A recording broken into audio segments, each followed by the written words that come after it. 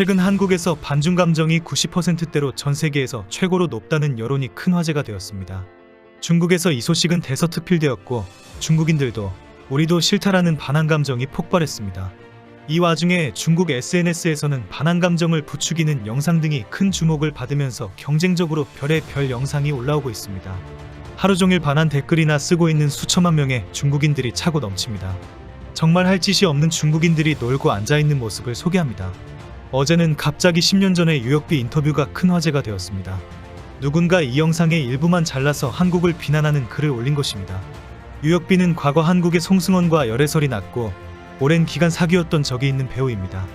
인터뷰 영상에서 사회자는 미국에서 괴롭힘을 당한 적이 있느냐 라는 질문을 합니다. 유역비는 도리어 한국 학생들이 나를 괴롭혔다. 긴 시간 동안 너무 힘들었다라고 답변합니다.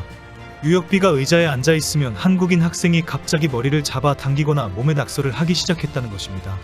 그래서 유역비 친구 무리들과 한국인 친구 무리들 간에 큰 싸움이 벌어졌고 결국 모두가 일주일간 수업 정지를 당했다는 경험을 이야기했습니다. 현재 이 영상은 중국 SNS에서 큰 화제가 되면서 유역비가 한국 소녀들에게 괴롭힘을 당했다라는 해시태그로 확산되고 있습니다. 유역비의 많은 영상이 공개되면서 항상 온화하고 순수한 중국 여인이다. 유역비를 괴롭힌 한국인을 용서할 수 없다라는 댓글이 가장 많습니다. 한국인들의 왕따는 유명하다. 당장 찾아서 모두 구속시켜야 한다. 일부는 유역비가 미국 국적이라는 이유로 한국인과 미국인이 싸운 이야기이다. 관심 없다라는 반응을 보이기도 합니다. 실제 유역비는 어린 시절에 미국으로 이민을 가서 현재 미국 시민권을 보유한 미국인이기 때문입니다. 한국인이 미국인을 괴롭힌 것이다. 놀랍네. 미국인이 괴롭힘을 당한 것이다. 상관할 필요 없다. 특히 송승헌과 사귀고 한국을 좋아했다는 이유로 유역비를 비난하는 중국인도 있습니다. 한국인과 사귀고 한복을 입더니 그럴 줄 알았다. 이런 논란도 있지만 갑자기 이 영상이 화제가 된 이유는 한국을 비난하고 혐한 분위기를 만들기 위한 것은 성공했습니다. 현재 이 영상은 웨이보의 검색 상위에 올라와 있고 수천만 명의 중국인들이 떼거지로 몰려와서 소동을 벌이고 있기 때문입니다. 이 와중에 술 취한 한국인의 행패 영상도 공개가 되면서 큰 주목을 받고 있습니다. 어제 오후에는 술 취한 한국 중년 아저씨가 중국인에게 고함을 치고 모욕을 주는 영상도 공개되었습니다. 언제 영상인지 정확하게 확인은 되지 않지만 영상에서는 빨리 너희 나라에 가라라며 욕을 하고 물건을 집어던지는 모습이 나옵니다. 술이 취해서 일본인이냐? 한국에 왜 왔어? 라고 묻고 횡설수설하는데 중국 SNS에 올라왔습니다. 이 영상을 소개한 중국인은 한국에는 술 취한 사람들이 거리로 뛰어들어 중국인을 모욕하고 물건을 집어던진다. 절대 한국에 오지 말아라 라고 적었습니다. 당연히 댓글에도 한국과 한국인을 향한 비난과 욕설이 난무하는 반응이 쏟아졌습니다. 대부분 조그만 나라 한국에 왜 가느냐 라는 반응들 뿐입니다. 언제 영상이고 실제 중국인에게 한 것인지 확인은 안 되지만 반한 감정을 부추기는 데에는 대박 효과가 있는 영상은 분명합니다. 오늘은 중국 SNS에 중국 네티즌들이 한국에 입국했다가 강제로 갇혀있게 되었다. 강제로 추방될 상황이다. 한국은 중국인들에게 매우 적대적이다. 여기는 인권도 없다. 절대 한국에 오면 안 된다라는 영상이 공개되었습니다. 정확하게 언제 찍었고 어떤 상황인지 자세히 설명은 없지만 중국인들이 남녀가 함께 한 방에서 앉아있는 모습입니다. 일부 설명에는 한국에 일하러 들어온 불법 입국자이다. 무조건 일자리가 있다고 불법으로 들어오면 안 된다라는 지적도 있는 것을 보면 불법 입국자를 수용한 출입국 관리소로 보입니다. 이 영상에도 많은 중국인들의 반응이 뜨겁습니다. 대부분 한국에 대한 욕설과 비난들 뿐입니다. 이런 영상이 계속 올라오는 것은 C19가 한창 확산되고 있을 때 중국인들이 한국에서 강제 수용되고 맛없는 도시락을 주었다며 큰 화제가 된 적이 있기 때문입니다.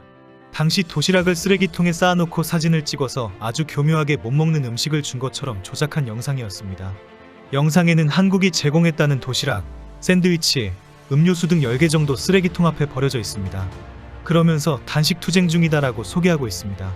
댓글에는 한국에 속은 것이 바보이기 때문에 동정이 가지 않는다.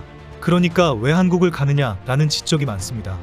결국 한국 정부가 중국인들을 좋은 호텔에서 고급 도시락을 주면서 상당히 많은 생필품까지 공급하고 있다라는 해명을 하기까지 했습니다. 이후 중국인들은 한국이 감히 중국인들을 무시하다니 라는 표현을 많이 합니다.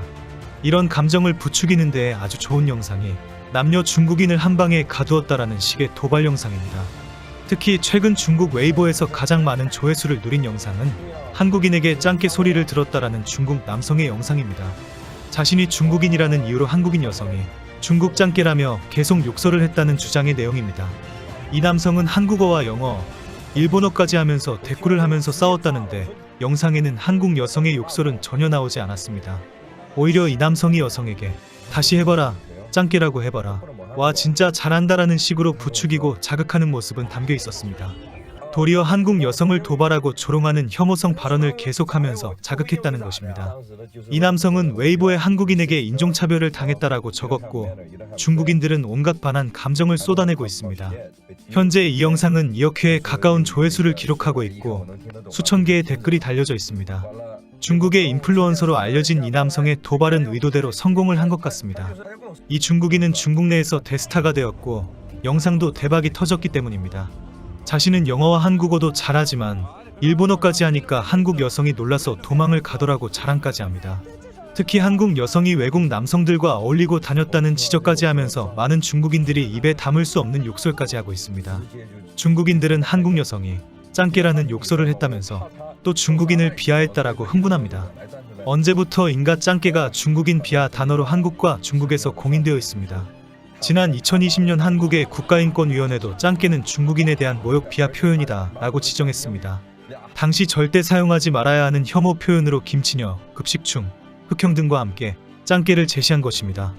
그러나 짱깨의 유래는 조선시대 말기에 청나라 사람들이 대거 우리나라로 들어오면서 처음 사용된 것으로 알려졌습니다.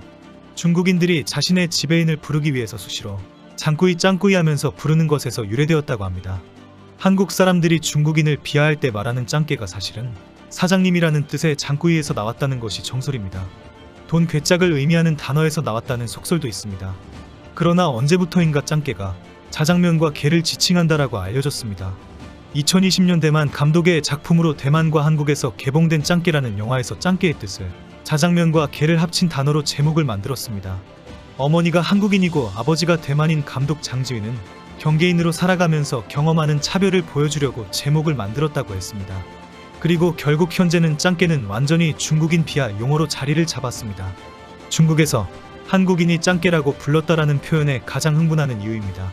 갑자기 최근 이런 영상들이 계속 올라오고 있습니다. 여기에는 중국 공산당 선전지에 가까운 환구시보 등의 언론까지 끼어듭니다. 언론이라고 볼 수 없는 아주 지저분하고 극단적인 표현으로 한국 정부를 비난하는 것입니다. 제정신이 아닌 집단인 중국 공산당이 바로 옆에 있으니 짜증나고 피곤합니다. 쪽수 믿고 항상 큰 소리만 치는 중국인들입니다. 아무 곳에도 쓸데없는 쪽수를 가지고 뭐 저리 시끄럽게 할까요? 이번 영상은 여기서 마치겠습니다. 시청해주셔서 감사합니다.